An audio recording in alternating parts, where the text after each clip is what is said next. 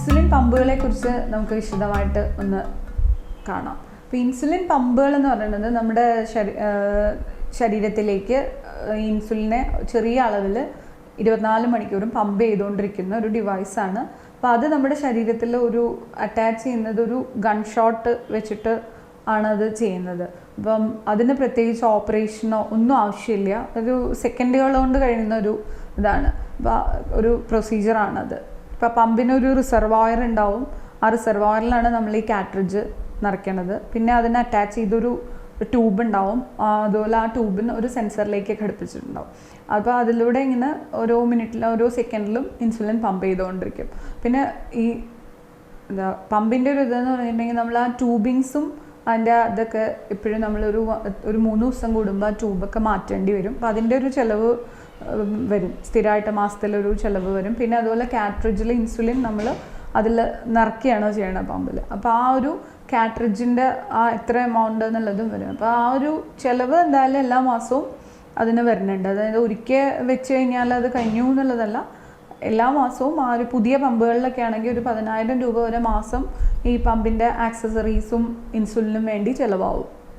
അതുപോലെ ഇപ്പം പമ്പുകൾ 2 ലക്ഷം മുതൽ 6 ലക്ഷം രൂപ വരെ ഉള്ളത് വിപണിയിൽ ലഭ്യമാണ്. ഇപ്പോൾ ഏറ്റവും ലേറ്റസ്റ്റ് ആയിട്ട് ഇറങ്ങിയിട്ടുള്ള ഈ ആർട്ടിഫിഷ്യൽ പാൻക്രിയാസ് എന്ന് പറയുന്ന പമ്പിനാണെങ്കിൽ ഒരു 6 ലക്ഷത്തിനടുത്ത് ചിലവുണ്ട്. അത് കൂടാതെയാണ് മാസം ഈ ഒരു എമൗണ്ട് ചിലവാകുന്നത്.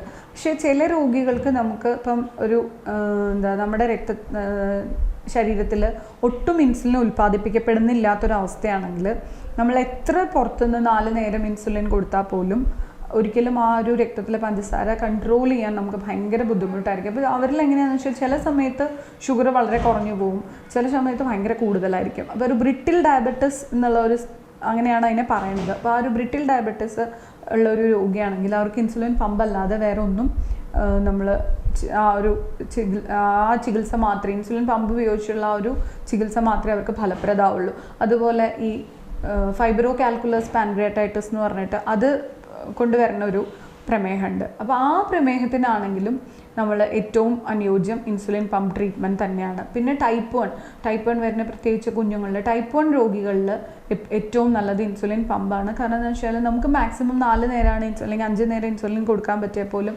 നമ്മുടെ ആ ഒരു ശരീരത്തിൽ വരുന്ന രീതിയിൽ, ശരീരത്തിൽ എങ്ങനെ ഇൻസുലിൻ ഉൽപ്പാദിപ്പിക്കപ്പെടുന്നോ ആ രീതിയിൽ നമുക്ക് 4 നേരം കൊണ്ട് കൊടുക്കാൻ പറ്റില്ല. കാരണം 4 നേരം കൊടുക്കുന്ന ഒരു പ്രത്യേക അളവ് നമ്മൾ ഒരു ഹൈ ഡോസ് നമുക്ക് ഓരോ നേരത്തും കൊടുക്കാനേ പറ്റുള്ളൂ. പക്ഷെ പമ്പിലാണെങ്കിൽ അത് ഓരോ സെക്കൻഡിലും ഓരോ തുള്ളിയായിട്ടാണ് ഇൻസുലിൻ നമ്മുടെ ശരീരത്തിൽ കയറുന്നത് എന്നുള്ളതുകൊണ്ട് ടൈപ്പ് 1 രോഗികളിൽ ഏറ്റവും ഉത്തമം പമ്പ് ചികിത്സ തന്നെയാണ്.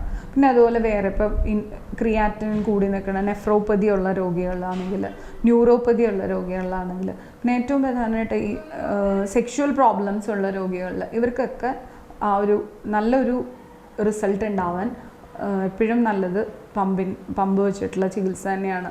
പിന്നെ ആകെ ഇതിൻ്റെ ഒരു വിലയുടെ ഒരു ഇതുണ്ട്. പക്ഷെ എന്നിരുന്നാലും ഇൻസുലിൻ ചികിത്സയിൽ ഏറ്റവും ഇപ്പോൾ ഒരു മറ്റുള്ള അവയവങ്ങളൊക്കെ ബാധിച്ചിട്ടുള്ള രോഗികളാണെങ്കിലും, ടൈപ്പ് 1 പ്രമേഹ രോഗികളാണെങ്കിലും, ബ്രിട്ടിൽ ഡയബറ്റിസ് ഉള്ളവരാണെങ്കിലും, ഫൈബ്രോ കാൽക്കുലസ് പാൻക്രിയാറ്റൈറ്റിസ് ഉള്ളവരാണെങ്കിലും ഏറ്റവും നല്ലത് പമ്പ് ചികിത്സ തന്നെയാണ്.